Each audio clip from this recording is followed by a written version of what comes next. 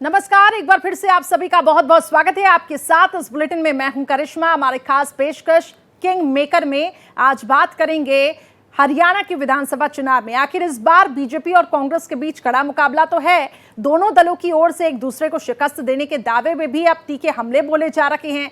आम आदमी पार्टी ने भी राज्य की सभी सीटों पर अपने प्रत्याशी उतारे हैं और इन दोनों दलों की टेंशन जो है वो अब बढ़ी हुई है। हरियाणा के विधानसभा चुनाव में दो प्रमुख क्षेत्रीय दल इंडियन नेशनल लोक दल और जननायक जनता पार्टी ने अब सत्ता की चाबी अपने हाथ में रखने के लिए पूरी ताकत झोंकी हुई है। देखिए। दुष्यंत अभय केजरीवाल, किसके सिर किंग मेकर का ताज?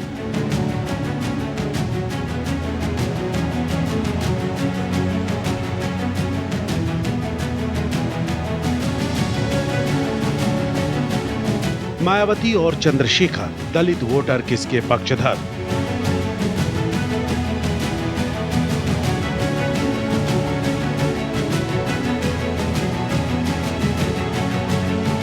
बीजेपी कांग्रेस की टक्कर, ओबीसी जाट वोट बैंक पर नजर।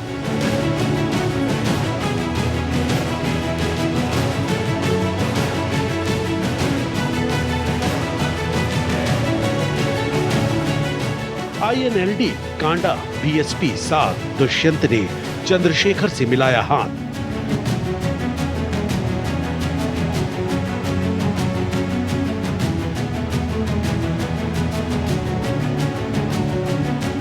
चुनाव में स्थानीय मुद्दों का जोर, नतीजे आएंगे किसकी ओर?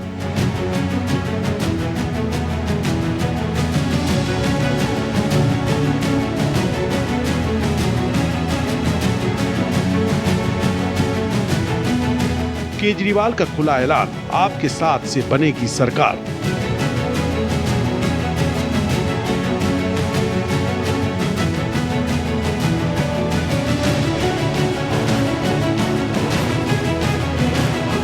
जेजेपी ने बनवाई पिछली सरकार, इस बार दुष्यंत कितने असरदार?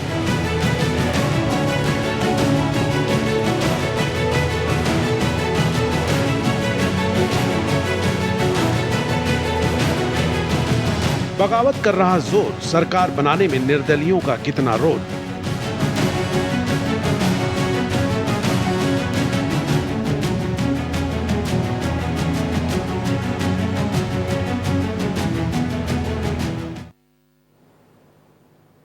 साल 2019 के विधानसभा चुनाव में 10 सीटें जीतकर उप मुख्यमंत्री बनने वाले दुष्यंत चौटाला के जेजेपी 2024 के विधानसभा चुनाव तक आते आते अब आखिर बिखर सी गई है ये पार्टी। दुष्यंत के 7 विधायक विधानसभा चुनाव से ठीक पहले जेजेपी का साथ छोड़कर बीजेपी और कांग्रेस में शामिल हो गए। ऐसे में जेजेपी ने दलित नेता चंद्रशेखर की आजाद समाज पार्टी के साथ गठबंधन किया। वहीं अरविंद केजरीवाल ने कहा कि आम आदमी पार्टी के बिना हरियाणा में कोई सरकार बना ही नहीं सकता। अब केजरीवाल के दावे ने उन्हें किंग मेकर की भूमिका में लाकर खड़ा कर दिया है। हालांकि अब यह देखना दिलचस्प होगा कि उनका यह दावा किस हद तक हकीकत में तब्दील होता है। देखिए। हरियाणा में विधानसभा चुनाव है और इस बार 5 कोड़ी मुकाबला देखने को मिल रहा है। मैदान में सत्तारूढ़ बीजेपी कांग्रेस आमने सामने है। आम आदमी पार्टी भी जोर लगा रही है। क्षेत्रीय दलों में इंडियन नेशनल लोक दल और जननायक जनता पार्टी भी सत्ता के समीकरण बनाने के लिए दांव पेच लगा रहे हैं। इन्होंने ने इस बार गोपाल कांडा की हिलोपा और बसपा से अलायंस किया है। जेजेपी ने भी चंद्रशेखर की आजाद समाज पार्टी कांशीराम से गठबंधन किया है। यानी दोनों प्रमुख क्षेत्रीय दल दलितों को साधने की कवायद कर रहे हैं। हरियाणा चुनाव को लेकर कहा जा रहा है कि यहाँ क्षेत्रीय पार्टियां किंग से ज्यादा किंग मेकर बनने की रेस लगा रही हैं। हरियाणा चुनाव में बीजेपी और कांग्रेस के बीच अब तक सीधे लड़ाई होती आई है। दोनों पार्टियां मुख्य तौर पर ओबीसी और जाट वोट बैंक को साधने के लिए जोर लगा रही हैं। वहीं अनुसूचित जाति भी इस बार चुनाव में निर्णायक फैक्टर हो सकती है। 2011 की जनगणना के अनुसार हरियाणा में एससी की आबादी करीब 20% है। चूंकि हरियाणा में 10 साल से बीजेपी की सरकार है, ऐसे में एंटी इनकम्बेंसी के चलते हरियाणा में वोटिंग का अलग पैटर्न भी देखने को मिल सकता है। फिलहाल विधानसभा चुनाव में स्थानीय मुद्दे हावी हैं और प्राथमिकता में रखे जा रहे हैं। आम आदमी पार्टी ने तो खुलकर कह दिया है कि वो किंग मेकर बनने जा रही है और उसके समर्थन के बिना नई सरकार नहीं बनेगी। आपने पहली बार सभी 90 सीटों पर उम्मीदवार उतारे हैं। 2019 के चुनाव में आपने 46 सीटों पर उम्मीदवार उतारे थे और हार का सामना करना पड़ा था। हाल ही में लोकसभा चुनाव में भी आप इंडिया ब्लॉक का हिस्सा थे और कांग्रेस के समर्थन से कुरुक्षेत्र सीट पर सुशील गुप्ता को उम्मीदवार बनाया था। हालांकि वो बीजेपी के नवीन जिंदल से चुनाव हार गए थे। अब विधानसभा चुनाव में आप अकेले मैदान में हैं। कांग्रेस से सीट शेयरिंग पर बात नहीं बन सकी है। जेल से रिहा होकर आए आप संयोजक अरविंद केजरीवाल हरियाणा का छोरा बताकर खुद को जनता से कनेक्ट करने की कोशिश कर रहे हैं। ये मेरे को तोड़ना चाहते थे, बार बार कहते थे भाजपा में आ जाओ, एनडीए में आ जाओ, भाजपा में। इनको ये नहीं पता मैं हरियाणा का हूं। तुम किसी को भी तोड़ सकते हो, हरियाणा वाले को नहीं तोड़ सकते, है कि नहीं है? हरियाणा का हूं मैं, टूटा नहीं। 5 महीने बाद जेल से छूट के आपके बीच में आ रहा हूं और मुझे फक्र है कि मैं हरियाणा का छोरा हूं। पूरे देश में नहीं, पूरी दुनिया के अंदर हरियाणा का नाम रोशन किया है। हरियाणा से पढ़ लिख के निकलने के बाद आपके लड़के ने, आपके छोटे भाई ने, आपके बेटे ने दिल्ली में सरकार बना ली, पंजाब में सरकार बना ली। और आज दिल्ली और पंजाब के अंदर जो काम हो रहे हैं, आजादी के बाद 75 साल में किसी पार्टी की सरकार ने उस किस्म के काम नहीं किए। आपका फोकस एनसीआर से सटे जिलों में ज्यादा देखा जा रहा है। पार्टी इस बार दिल्ली और पंजाब से सटे इलाकों में कुछ कमाल होने की उम्मीद जता रही है। वहीं 2019 के विधानसभा चुनाव में बीजेपी और जेजेपी ने अलग अलग चुनाव लड़ा था। जेजेपी ने डेब्यू में ही चमत्कार कर दिया और जाट वोट बैंक के दम पर 10 सीटों पर जीत हासिल की। बीजेपी सत्ता के जादुई आंकड़े से थोड़ा दूर ठहर गई, कुल 40 सीटें जीती। जेजेपी किंग मेकर बनी और बीजेपी से अलायंस कर नई सरकार बनाई। मनोहर लाल खट्टर दूसरी बार सीएम बने थे और दुष्यंत चौटाला पहली बार डिप्टी सीएम बनाए गए। हालांकि इस साल आम चुनाव से ठीक पहले हरियाणा में उठापटक हुई और बीजेपी ने न सिर्फ जेजेपी से अलायंस तोड़ दिया, बल्कि खट्टर की जगह नायब सिंह सैनी को नया मुख्यमंत्री बना दिया। इस दरमियान बीजेपी और जेजेपी के बीच कई बार मतभेद देखने को मिला। जेजेपी ने कृषि कानून और अग्निपथ योजना का विरोध किया। पहलवान के मुद्दे पर भी अलग राय देखने को मिली थी। दुष्यंत चौटाला ने भी बीजेपी के साथ आगे अलायंस करने से इनकार कर दिया था। इस चुनाव में जेजेपी अपने नए गठबंधन में 70 सीटों पर चुनाव लड़ रही है और 20 सीटें आजाद समाज पार्टी के लिए छोड़ी है। जेजेपी के लिए अस्तित्व की लड़ाई है और हरियाणा की राजनीति में खुद को पावर सेंटर के रूप में साबित करने की चुनौती है। इस साल की शुरुआत में बीजेपी के साथ गठबंधन टूटने के बाद से जेजेपी को कई झटके लगे हैं। 10 में से 4 विधायक जेजेपी छोड़ चुके हैं और 3 विधायकों ने जेजेपी से दूरी बना ली है। पार्टी में बचे 3 विधायकों में दुष्यंत चौटाला, उनकी मां नैना चौटाला और अमरजीत ढांडा शामिल है। इस गठबंधन की नजर जेजेपी के जाट समर्थन आधार और आजाद समाज पार्टी के जरिए दलितों को साधने पर टिकी है। दुष्यंत ने इनेलो से अलग होकर जेजेपी लॉन्च की थी। कांग्रेस और बीजेपी ने अपने घोषणा पत्र हरियाणा प्रदेश के लिए घोषित करे। एक चीज जो 7 गारंटी कांग्रेस लेकर आई है उससे साफ होता है कि अभी तक वो कर्नाटका में, तेलंगाना में जहां उनकी सरकार बने 1-1 साल हो गया, वहां पर उन गारंटियों को पूरा नहीं कर पाए। हरियाणा की जनता को भ्रमित करने में वो कामयाब नहीं रहे। वहीं जो संकल्प आज भारतीय जनता पार्टी ने लिया, उनको 10 साल के अपने कार्यकाल की ओर देखना चाहिए। अधिकतम संकल्प तो ऐसे हैं जो 10 साल में पूरे कर सकते हैं। लेकिन हमारा प्रयास है कि हम हरियाणा नहीं चुकेंगे। तो एक जो किसान का मेरा गठजोड़ हुआ है, जो जिसकी नींव मान्यवर काशीराम साहब और ताऊ देवीलाल जी ने रखी थी। हम नौजवान लोग हैं, मेरे बाईं तरफ सूर्य प्रकाश खड़ा है, मेरी तरफ दाईं तरफ रोहित है। हम नौजवान लोगों ने बीड़ा उठाया है कि अब हम किसी और के भरोसे पे नहीं रहेंगे, हम अपनी लड़ाई खुद लड़ेंगे। और मेरा ये मानना है कि नौजवान जब जब खड़ा हुआ, इतिहास गवाह है, जब शहीद आजम भगत सिंह खड़े हुए थे तो देश से गोरे भाग गए थे। यहाँ जो सरकारें आज उपस्थित है, इनको भी सबक सिखाना है और अपने लोगों को मौका देना है। इनेलो के कर्ता धर्ता पूर्व सीएम ओम प्रकाश चौटाला और उनके छोटे बेटे अभय चौटाला हैं। इनेलो पहले ही मायावती की अगुवाई वाली बीएसपी के साथ गठबंधन कर चुकी है। गठबंधन के नेताओं ने अभय चौटाला को सीएम फेस घोषित किया है। अभय इनेलो से एकमात्र निवर्तमान विधायक हैं। 2024 के लोकसभा चुनाव में इनेलो ने 7 सीटों पर चुनाव लड़ा था और कुल 1.84% वोट शेयर हासिल किया था। हरियाणा में भारतीय जनता पार्टी की सरकार है। 2019 चुनाव के नतीजे 5 साल पहले यानी 2019 में हुए विधानसभा चुनाव में बीजेपी ने 40 सीटें जीती थी। बीजेपी ने 36.7% वोट शेयर हासिल किया था, लिहाजा बीजेपी सबसे बड़ी पार्टी बनकर उभरी, जबकि कांग्रेस 31 सीटों के साथ दूसरे नंबर पर रही। कांग्रेस का वोट शेयर 28.2% था। तीसरे नंबर पर दुष्यंत चौटाला की जननायक जनता पार्टी रही। जेजेपी ने 14.9% वोट शेयर के साथ 10 सीटें जीती थी। हरियाणा लोकहित पार्टी ने 1% से भी कम वोट शेयर हासिल कर सिर्फ 1 सीट जीती थी, जबकि 7 निर्दलीय भी चुनाव जीते थे। लेकिन किसी भी पार्टी ने सरकार बनाने के लिए 46 सीटों का जादुई आंकड़ा नहीं छुआ था। ऐसे में जेजेपी किंग मेकर बनी थी। बीजेपी ने जेजेपी, हरियाणा लोकहित पार्टी और निर्दलियों के समर्थन से सरकार बनाई थी। 2024 के लोकसभा चुनाव में बीजेपी और कांग्रेस दोनों में कड़ी टक्कर रही। लोकसभा चुनाव नतीजे: बीजेपी ने 10 में से 5 लोकसभा सीटें जीती और 46.1% वोट हासिल किए, जबकि कांग्रेस ने शेष 5 सीटें जीती और उसे 43.7% वोट मिले। 2019 के लोकसभा चुनाव में बीजेपी का वोट शेयर 58% था। हालांकि इस बार 12% का नुकसान हुआ है, जबकि 2019 में कांग्रेस को 28.4% वोट मिले थे। इस बार कांग्रेस को 15.3% वोट शेयर का फायदा मिला है। तो देखिए, हरियाणा की सियासत के बेताज बादशाह कहे जाने वाले चौधरी देवीलाल का हाल में 111वीं जयंती उनकी मनाई गई और उनकी सियासी विरासत चौटाला परिवार में 5 साल पहले मचे सियासी घमासान में इनेलो 2 धड़ों में बंट गई।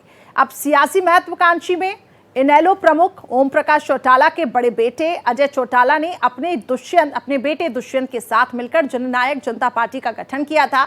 दुष्यंत चौटाला जेजेपी का चेहरा बनकर उभरे, 10 सीटें जीतकर किंग मेकर बने और बीजेपी को समर्थन देकर डिप्टी सीएम की कुर्सी भी अपने नाम पर कर ली।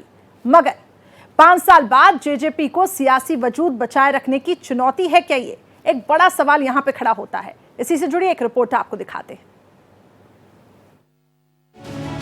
साल 2019 के विधानसभा चुनाव में 10 सीटें जीतकर उप मुख्यमंत्री बनने वाले दुष्यंत चौटाला की जेजेपी 2024 की विधानसभा चुनाव आते आते बिखर सी गई है। दुष्यंत के 7 विधायक विधानसभा चुनाव से ठीक पहले जेजेपी का साथ छोड़कर बीजेपी और कांग्रेस में शामिल हो गए हैं। ऐसे में जेजेपी ने दलित नेता चंद्रशेखर आजाद की आजाद समाज पार्टी के साथ गठबंधन किया है। जेजेपी हरियाणा की 69 और आजाद समाज पार्टी 16 सीटों पर चुनाव लड़ रही है। दुष्यंत 5 साल पहले किंग मेकर बने, लेकिन उनकी गलतियों की वजह से पार्टी को सियासी हाशिए पर पहुंचा दिया है। हरियाणा में जेजेपी को 2019 में जो जनादेश मिला था वो बीजेपी के खिलाफ था। दुष्यंत पूरा चुनाव बीजेपी के खिलाफ लड़े थे और इनेलो के विकल्प के रूप में लोगों ने जेजेपी को 10 सीटें जिताई और 14.8% वोट मिले थे। जेजेपी का सियासी आधार जाट समुदाय के बीच है, जो फिलहाल कांग्रेस के साथ खड़ा नजर आ रहा है। यही नहीं, इनेलो का साथ छोड़कर जेजेपी में गए कई नेताओं ने वापसी कर ली है। लोकसभा चुनाव में इनेलो की स्थिति पहले से मजबूत हुई है। यही वजह है कि जेजेपी के लिए 2024 का विधानसभा चुनाव काफी मुश्किलों भरा हो गया है। दुष्यंत चौटाला को अपने ही क्षेत्र में कई जगह विरोध का सामना करना पड़ा है। चौधरी देवीलाल का सबसे बड़ा वोट बैंक किसान रहा है। 3 कृषि कानूनों को लेकर मोदी सरकार से किसान नाराज होकर सड़क पर उतर गए थे। पंजाब से लेकर हरियाणा तक किसानों ने 1 साल से ज्यादा दिल्ली की सीमा पर धरना दिया था। ऐसे में किसानों की नाराजगी बीजेपी के साथ दुष्यंत चौटाला से रही है। किसान इस बात से गुस्सा है कि बीजेपी से गठबंधन में रहते हुए दुष्यंत एक बार भी उनकी आवाज सुनने नहीं आए और न समर्थन दिया। किसान आंदोलन के समय दुष्यंत के बीजेपी के साथ खड़े रहने से किसानों में जजपा के प्रति नाराजगी है। बीजेपी से गठबंधन तोड़ने के बाद दुष्यंत ने भी माना है कि किसान आंदोलन के समय बीजेपी के सुर में सुर मिलाकर उन्होंने बड़ी गलती की थी। यही गलती जेजेपी के लिए अब चुनाव में महंगी पड़ रही है। देखो, चने के साथ हमेशा गुड़ पिसा जाता है। ये हमारे 4.5 साल का जो पीरियड था बीजेपी के साथ, इसका भुगतान देखो, लोगों को नाराजगी तो बीजेपी से है, जो किसानों को दिल्ली नहीं जाने दिया और बहुत सारी उनकी मांगे हैं। तो उसके साथ साथ अगर वो बीजेपी का विरोध करें तो कहीं ना कहीं साथ रहने का कारण जो है, इसीलिए शायद वो दुष्यंत का विरोध करें। पर मैं आपके माध्यम से मेरे किसान भाइयों को कहूँगी कि दुष्यंत के पास ना तो एग्रीकल्चर डिपार्टमेंट था, ना दुष्यंत सेंट्रल गवर्नमेंट में मिनिस्टर था, ना दुष्यंत के पास होम मिनिस्ट्री जिससे दुष्यंत हर चीज को रोक सके। दुष्यंत के पास ऐसी कोई पावर नहीं थी। उल्टी का दुष्यंत ने तो जब सांसद था तो लोकसभा में संसद के अंदर ट्रैक्टर ले जाकर किसानों की आवाज उठाई थी, उसका टैक्स माफ करवाया। दूसरा, दुष्यंत ने 4.5 साल की पीरियड में सरकार में रहकर 14 फसलों पर MSP दिलवाने का काम किया है। बीजेपी के पूर्व सांसद ब्रिजभूषण शरण सिंह के खिलाफ देश की महिला पहलवानों ने यौन शोषण का आरोप लगाकर धरना प्रदर्शन किया था। इस प्रदर्शन में ज्यादातर हरियाणा के पहलवान शामिल थे, जिसमें महिला पहलवान भी थी। साक्षी मलिक और विनेश फोगाट जैसी पहलवान भी सड़क पर उतरी थी और उन्हें लंबा संघर्ष करना पड़ा था। महिला पहलवानों के समर्थन में हरियाणा के लोग उतर गए थे और खाप पंचायतें भी हो रही थी। इसके बावजूद दुष्यंत चौटाला ने चुप्पी साध रखी थी, जबकि कांग्रेस नेता खुलकर उनके समर्थन में खड़े थे। यही वजह है कि हरियाणा के चुनाव में दुष्यंत चौटाला के लिए सियासी मुश्किलें बढ़ गई हैं।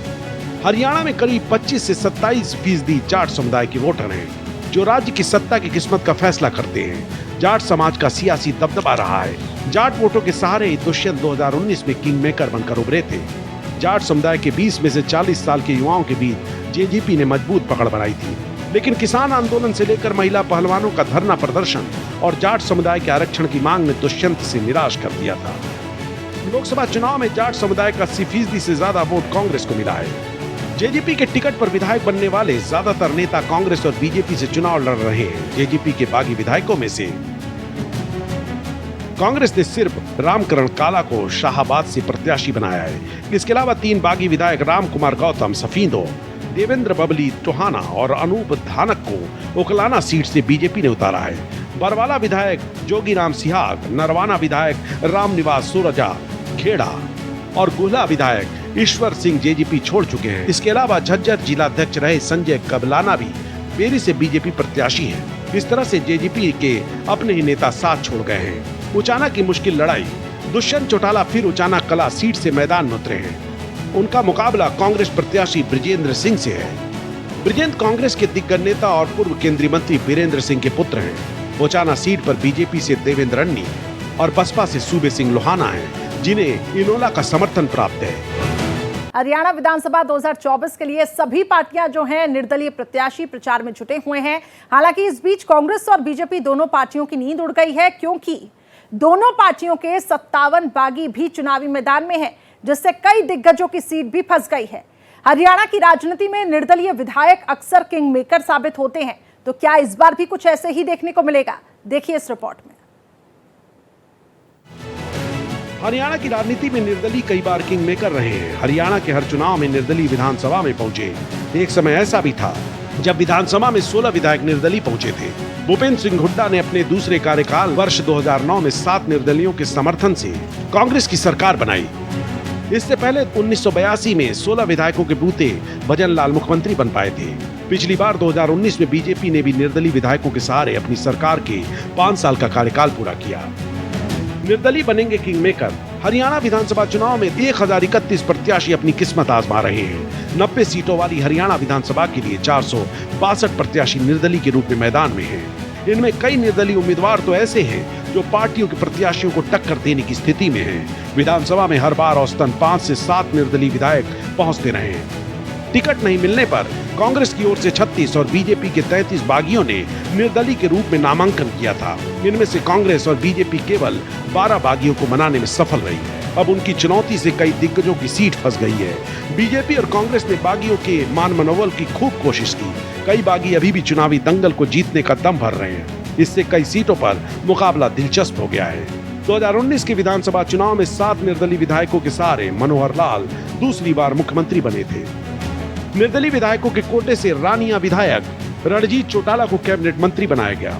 रणजीत चौटाला को मनोहर लाल के साथ नायब सैनी मंत्रिमंडल में बिजली मंत्री का ओहदा मिला। इसके साथ ही सभी निर्दलीय विधायकों को कई बोर्डों और निगमों में चेयरमैनी सौंपी गई। बलराज कुंडू ने बाद में सरकार से अपना समर्थन वापस ले लिया था। इस बार भी कई सीटों पर निर्दलीय सीट जीतने का माता दिखा रहे हैं। रोहतक भूपेंद्र सिंह हुड्डा का गढ़ है। यही कारण है कि 2019 के चुनाव में 4 विधानसभा सीटों में से 3 में कांग्रेस जीती थी। एक सीट से निर्दलीय उम्मीदवार बलराज कुंडू चुनाव जीते थे। महम विधानसभा में इस बार भी सूरत नहीं बदल रही। महम सीट के लोगों का कहना है कि कुंडू हमारे बीच में रहते हैं। भारतीय जनता पार्टी ने हिसार सीट पर एक बार फिर से कैबिनेट मंत्री कमल गुप्ता पर विश्वास जताया है और उन्हें पार्टी का उम्मीदवार बनाया है, जबकि कांग्रेस की ओर से एक बार फिर से रामनिवास नाडा पर ही दांव खेला गया है। उधर हिसार सीट पर कुरुक्षेत्र से सांसद और उद्योगपति नवीन जिंदल की माता सावित्री जिंदल भी भारतीय जनता पार्टी की टिकट की प्रबल दावेदार थी। जब सावित्री जिंदल को बीजेपी से टिकट नहीं मिला तो क्षेत्र के लोगों की आवाज पर उन्होंने हिसार से निर्दलीय ताल ठोक दी है। सावित्री जिंदल देश की तीसरी अमीर महिला हैं और पूर्व मंत्री स्वर्गीय ओम प्रकाश जिंदल की धर्मपत्नी हैं। सावित्री के मैदान में आने के बाद बीजेपी और कांग्रेस दोनों ही पार्टी एक बड़ी चुनौती अपने लिए इसे मान रही है। सावित्री का अपना एक विशेष प्रभाव हिसार में है। ऐसे में कांग्रेस और बीजेपी दोनों दलों के लिए सावित्री जिंदल न केवल मुसीबत खड़ी कर सकती हैं बल्कि सभी को मात भी दे सकती हैं। ऐसा ही कुछ दृश्य अंबाला कैंट में देखने को मिल रहा है। वैसे तो ये अनिल विज का गढ़ माना जाता है। अंबाला कैंट से अनिल विज लगातार 6 बार चुनाव जीत चुके हैं, लेकिन इस बार कहानी अटक रही है। अंबाला से कांग्रेस ने परमिंदर सिंह परी को टिकट दिया है, लेकिन सीधे मुकाबले में निर्दलीय चित्रा सरवारा हैं। चलिए फिलहाल यहाँ रुकते हैं, एक छोटे से ब्रेक के लिए। खबरें जारी हैं, आप बने रहिए भारत एक्सप्रेस के साथ।